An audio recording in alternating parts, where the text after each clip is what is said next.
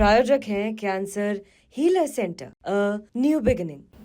फराज साहब, ये सब तो इतिहास का हिस्सा है, फिर भी क्या कंपल्शन है कि बार बार किसी का नाम लेकर के, और जैसे कि माधवी लता ने भी कहा, हम भूलने को तैयार है, ठीक है, जो हुआ हो गया, पर किसी का नाम लेकर के बार बार उसको एक कैरेक्टर सर्टिफिकेट दे करके मंशा क्या है आखिर? बस लोग चिढ़ जाते हैं ना। पद्मजा जी, देखिए, सबसे पहले तो विवेक भाई ने जो कुछ बातें बोली उनको आप लोगों ने ठीक से समझा नहीं कि वो क्या बोलना चाह रहे थे। सावरकर जी अगर कुछ बोलते हैं तो उस पर डिस्कशन नहीं होगा, और गोलवरकर साहब अगर कुछ बोलते हैं तो उस पर डिस्कशन नहीं होगा। मुझे बस 20 सेकंड दे दिए। जो विवेक भाई बोल रहे थे मैं उससे थोड़ा सा आगे लेकर के चल रहा हूं। औरंगजेब ने अत्याचार किए, मैं ये पॉइंट बाय करता हूं कि उसने अत्याचार किया। मोहन भागवत जी बोलते हैं कि इस देश के हिंदू भाइयों के साथ, दलित भाइयों के साथ 2000 साल तक अत्याचार हुआ और आरक्षण इसीलिए चलना चाहिए। अब ये मेरे हाथ में किताब है, ये विकिपीडिया नहीं है, बंच ऑफ थॉट्स है। It is a Bible of an RSS, of RSS. इसके page number, Padmaja ji, page number 356 पर आरक्षण के लिए क्या लिखा गया है, और भारत के संविधान के लिए पेज नंबर 238 पर क्या लिखा गया है, ये मैंने पेज नंबर के साथ बता दिए। आप प्लीज पढ़ लीजिएगा तो आपको समझ में आ जाएगा। तो क्या है कि इस देश के जो जो जो हीरोज थे, मतलब ये तो हीरो थे ना, गोलवरकर साहब, ये गोलवरकर साहब तो हीरो थे, करोड़ों लोगों के हीरो थे। इन्होंने भारत के संविधान को एक तरह से रिजेक्ट किया। देश में दलितों को जो आरक्षण दिया जा रहा था, कास्ट बेस्ड आरक्षण का विरोध किया। सावरकर साहब गाय को माता नहीं मानते थे, लेकिन उस पर कोई चर्चा नहीं होगी। क्यों चर्चा नहीं होगी? क्योंकि भारतीय जनता पार्टी को वो एजेंडा सूट करता है। सही कह रहे थे विवेक श्रीवास्तव कि यहाँ पर सावरकर का भी चर्चा होनी चाहिए और गोलवरकर जी की भी चर्चा होनी चाहिए। एक लास्ट बात मैं कह के अपनी बात खत्म कर दूंगा पद्मजा जी। माधवी लता जी क्या बोल कर गई थी? जजिया टैक्स गलत था, लेकिन इस देश की महिलाओं के ऊपर ब्रेस्ट टैक्स किसने लगाया? हिंदू महिलाओं के ऊपर किसने लगाया पद्मजा जी ब्रेस्ट टैक्स? स्तन ढकने का टैक्स लगाया गया इस देश में, उस पर कोई चर्चा नहीं होगी। नहीं बिल्कुल चर्चा हुई भी है सर, और उसको पूरी तरीके से डिबंक किया जा चुका है, पर वो बहुत लंबी एक डिबेट है। वो भी मैं ओरिजिनल सोर्सेज से कोट करके आपको बता सकती हूं कि कैसे वो डिबेट गलत है। बार बार जिस ब्रेस्ट टैक्स की बात की जाती है उसको पूरी तरीके से डिबंक किया जा चुका है कि उसके प्राइमरी सोर्स ही नहीं कोट किए गए, पर वो डिबेट हम किसी और दिन करेंगे।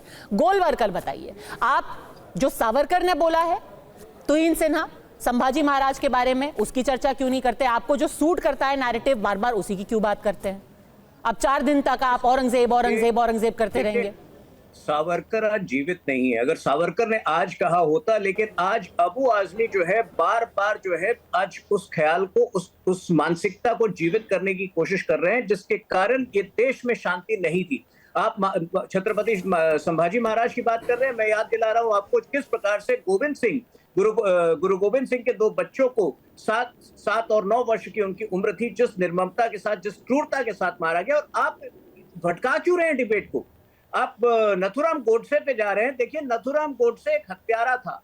उसने जो काम किया है उससे इस देश को बहुत बड़ा नुकसान हुआ, और वो ये कोई नहीं कहता है बीजेपी के अंदर कि वो एक हीरो है।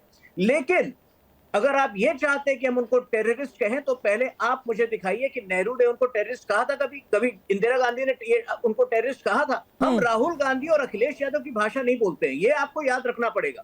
लेकिन जिस प्रकार से आप बार बार देखिए, मैंने पद्मजा जी ओपनिंग रिमार्क्स में एक बात कही थी कि ये लोग औरंगजेब की मानसिकता को जीवित रखना चाहते हैं, और AIMIM के प्रतिनिधि ने अपने बयान में इस बात को स्पष्ट किया। उनका ये मानना है कि औरंगजेब जो है, और जब हम औरंगजेब के खिलाफ बोलते हैं तो मुसलमानों के खिलाफ बोलते हैं। आज जो है एक बड़ा तबका है मुसलमानों का इस देश में जो औरंगजेब से आइडेंटिफाई नहीं करता है, लेकिन ये लोग औरंगजेब की स्मृति को औरंगजेब के फैन बॉयज बनकर जीवित रखना चाहते हैं, और इसीलिए इनको विशेष जो है, इनको एक निजी क्षति पहुंचती है जब औरंगजेब के खिलाफ हम लोग मुहिम छेड़ते हैं। मेहरुद्दीन रंगरेज,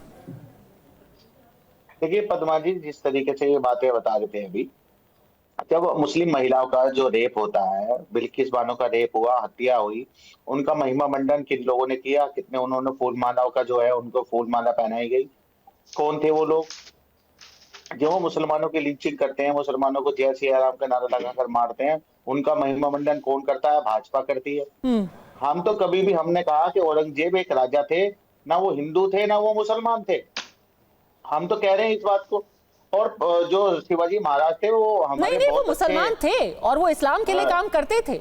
ये तो वेदव्रत जी ने आपको बता ही दिया है ना कि वो बहुत कट्टर मुसलमान थे और उसके लिए काम करते थे वो। देखिए नहीं, वो मुसलमान देखिए मैडम, हम 400-500 साल पीछे या 200 साल पीछे जाके बात नहीं करना चाहते, हम आज के विषय की बात करना चाहते हैं। जो आज सर आज के विषय की बात करना चाहते हैं तो फिर औरंगजेब की मजार पे क्यों जाते हैं? आप ही के नेता गए थे, अकबरुद्दीन ओवैसी ही गए थे।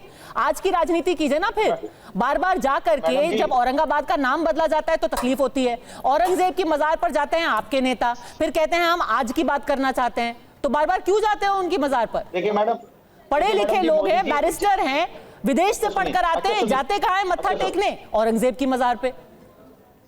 मैडम सुन लीजिए मैडम, बिना बुलाए, नवाज शरीफ के बिना बुलाए आप मोदी जी जाकर वहां पर जाते हैं और जिन्ना की मजार पर जाते हैं, अलाल किशन अडवाणी जी जाते हैं, उन पर भी सवाल पूछ लीजिए। अरे सर सारे सवाल पूछ लिए, कम से कम उन्हें हटाया तो, अपने पद से तो हटा दिया। 1 साल बाद उनको अपना पद छोड़ना पड़ा था, अध्यक्ष के पद से हट गए थे।